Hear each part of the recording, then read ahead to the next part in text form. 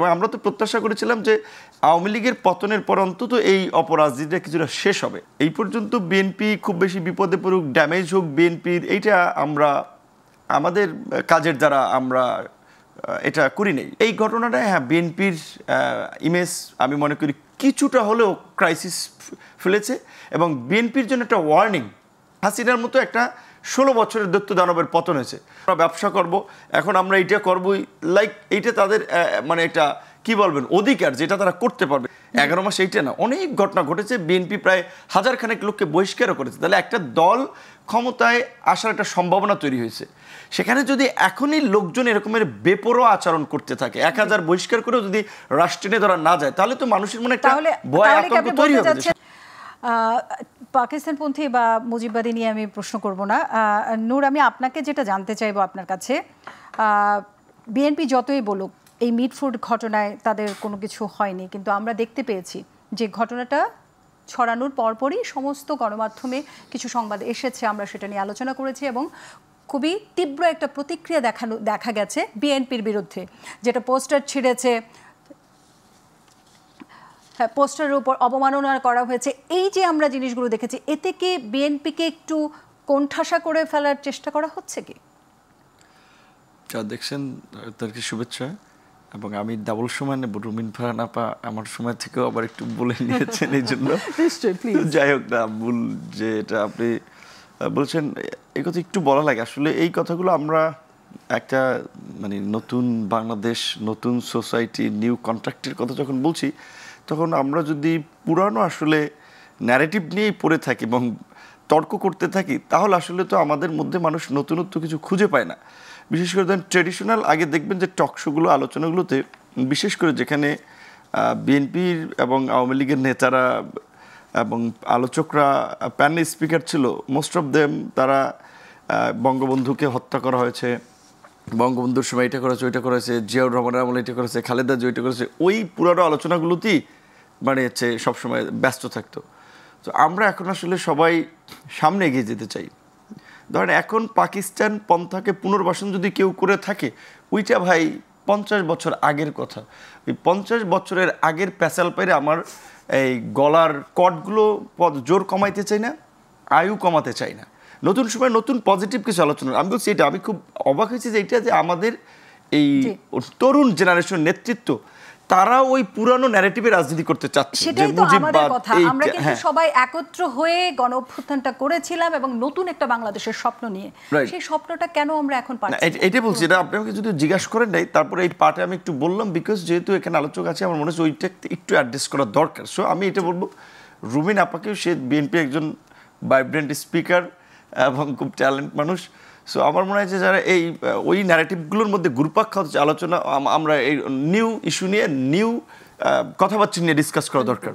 তো আশা করি সবাই এই জিনিসটা একটা ফিল করবে, কারণ এগুলো তো অনেক হয়েছে। এই কথাগুলো পাকিস্তান পন্থা কিংবা ধরেন এই জামাত শিবিরের কথা, এখনও স্লোগান আওয়ামী লীগ বলতো, আবার এখন অন্যরা বলছে, এইগুলোর একটা শেষ হওয়া দরকার। এবং আমরা তো প্রত্যাশা করেছিলাম যে আওয়ামী লীগের পতনের পর অন্তত এই অপরাজনীতিটা কিছুটা শেষ হবে।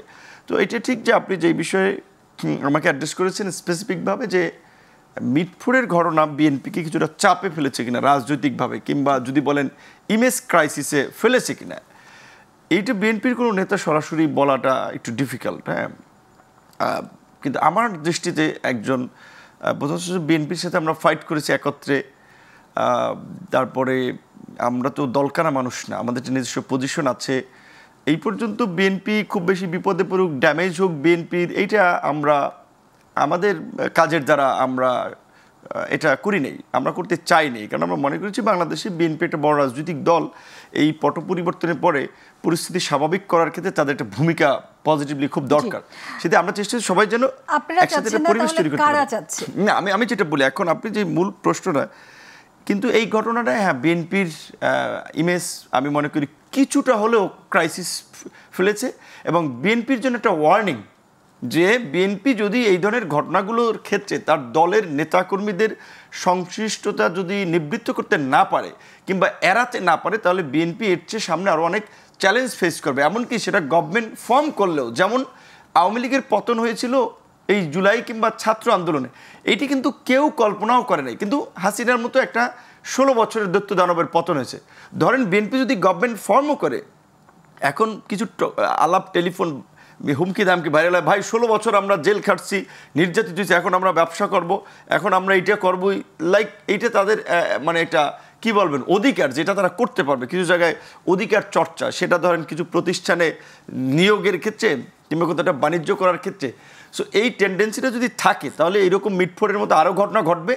আর এই একটা ঘটনা আপনি দেখেন যে আপনার যদিও ঘটনার 2-1 দিন পরে বোধহয় ভিডিওটা সোশ্যাল প্ল্যাটফর্মে এসেছিল, তার ফলে কি হয়েছে, সমস্ত বিশ্ববিদ্যালয়, কলেজ, শিক্ষা প্রতিষ্ঠান, দেশের সাধারণ মানুষ সবাই কিন্তু একটা প্রতিবাদ করেছে। হ্যাঁ, তারা একেবারে এখনই ট্রিগারটা বিএনপির দিকে দেয় নাই যে বিএনপি এটা করলে কিন্তু খবর আছে, কিন্তু বিএনপিকে একটা ওয়ার্নিং দিয়েছে, মেসেজ দিয়েছে যে বিএনপি যদি এই ঘটনাগুলো তাদের নেতাকর্মীদের সংশ্লিষ্টতা পরিহার করতে না পারে, সামনে কিন্তু বিএনপি এটা নিয়ে খুব চ্যালেঞ্জ ফেস করতে হবে। আমার দৃষ্টিতে এইটাই, যেটা তারা অবশ্যই চাপে পড়েছে। কারণ আলটিমেটলি যতই বহিষ্কার করেন, ব্যবস্থা নেন, যদিও কেউ কি বলছে সে যুবদলের কর্মী ছিল, ধরেন সে যদি যুবদলের কর্মী থাকে, সে তো একজন মানুষ, এইরকম একটা বর্বরতা আমরা তো মানুষ হিসেবে আমাদের বিবেক নাড়া দেবে, আমরা প্রতিবাদ করবই। কিন্তু এই ঘটনায় বিএনপির সে কর্মী ছিল, হ্যাঁ, এত বড় দল, এই রকমের এত সব নেতাকর্মীকে কন্ট্রোল করা ডিফিকাল্ট। কিন্তু 5ই আগস্টের পরে এই যে একটা নতুন ঘটনা ঘটেছে, 11 মাস, এইটা না, অনেক ঘটনা ঘটেছে। বিএনপি প্রায় 1000 খানেক লোককে বহিষ্কারও করেছে। তাহলে একটা দল ক্ষমতায় আসার একটা সম্ভাবনা তৈরি হয়েছে। সেখানে যদি এখনই লোকজন এরকমের বেপরোয়া আচরণ করতে থাকে, 1000 বহিষ্কার করেও যদি রাষ্ট্রে ধরা না যায়, তাহলে তো মানুষের মনে একটা ভয় আতঙ্ক তৈরি হবে, সামনের পরিস্থিতি কি হতে পারে। আপনি তাহলে বলতে চাচ্ছেন যে এই যে বিএনপির যে রাজনৈতিক এখন যে ঘটনা দিয়ে যাচ্ছে, এই মিটফোর্ডের ঘটনায়, এটা কি ব্যবস্থার সংকটে, নাকি নেতৃত্বের দুর্বলতায়, নাকি ক্ষমতার যে লড়াইটা সেটাতে টিকে থাকতে পারছে? আমি বলবো পুরোপুরি নেতৃত্বের সততা এবং দুর্বলতার কারণে। এখন আমি বিএনপির সিনিয়র লিডারদের, রুমিন ফারহান আপনার সাথে আওয়ামী লীগের আমল থেকে টকশো করে কথা বলি, তাদের তো এগুলো নিয়ে কোনো সময় তাদের কথাবার্তা আমি দেখি নাই, তাদের মতো সেগুলোকে প্রশ্রয় দেয়, এগুলো করতে বলে লোকালি। তাহলে এখন কথা হচ্ছে তৃণমূলের সিনিয়র নেতারা কিন্তু প্লয়েড হচ্ছে, একটা ন্যাশনাল ইউনিটি ধরে রাখার জন্য সহনশীল হচ্ছে, কাজ করতেছে।